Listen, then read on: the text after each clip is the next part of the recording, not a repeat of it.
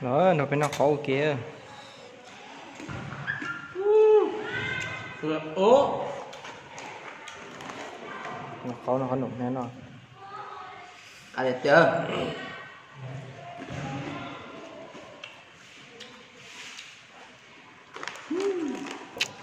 Đâu không chưa cay rồi.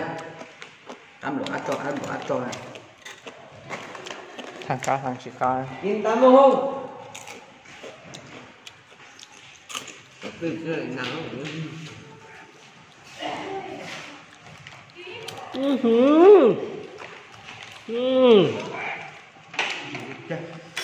anh ấy nhỉ?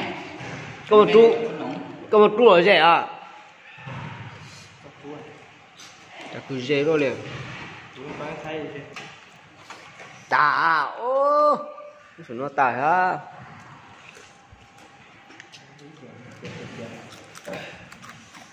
Cái này nó có này ra đi luôn.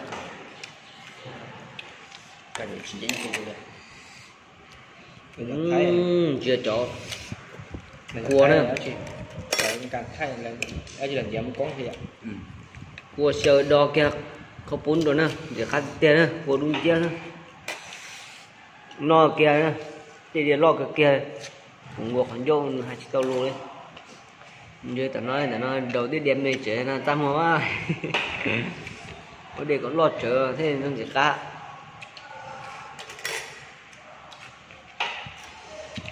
Cá đứa cô.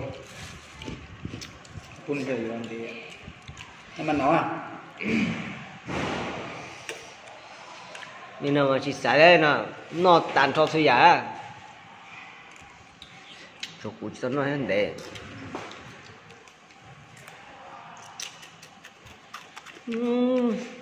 Để mình nói xuống.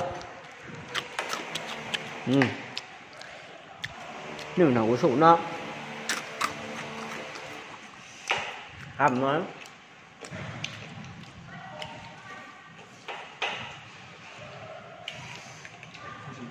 Hay sụn nó. Ôi chẳng hủi ơ.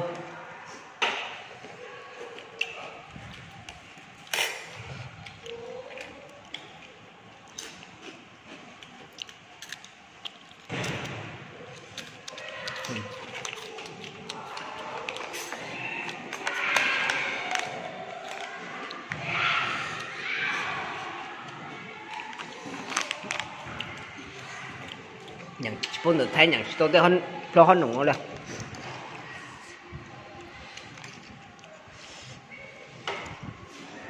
Ồ, sang chỉ có bốn nào.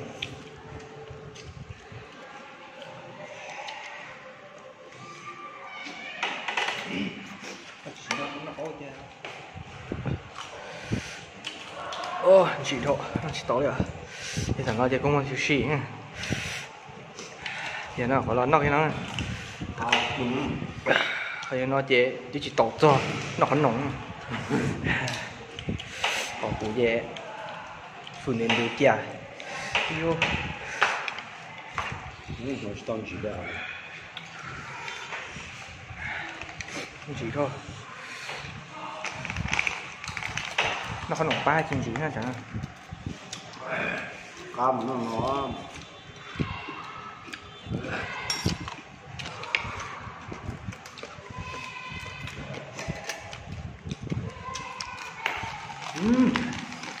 Đang hiểu không?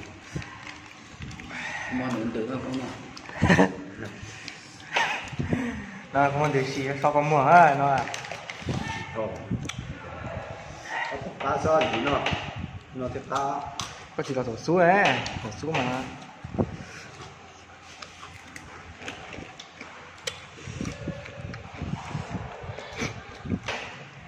xài có trốn nó chứ hà ta hà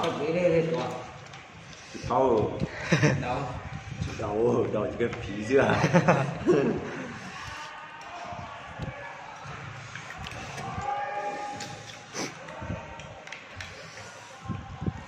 Giờ chưa xỉ mưa chiều nó, xỉ mưa chiều nó. Mưa xỉ mưa cá gì nữa.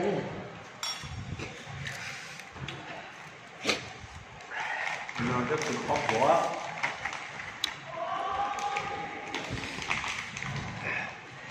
đây chỉ cần một tuổi nó Ông này đi có của, chúng một qua rồi chúng thử khóc của.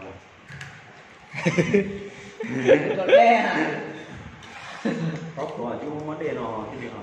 ít xem mà là trâu, ít xem mà là một con to vậy á, tại vì ít xem mà là trâu thì con to.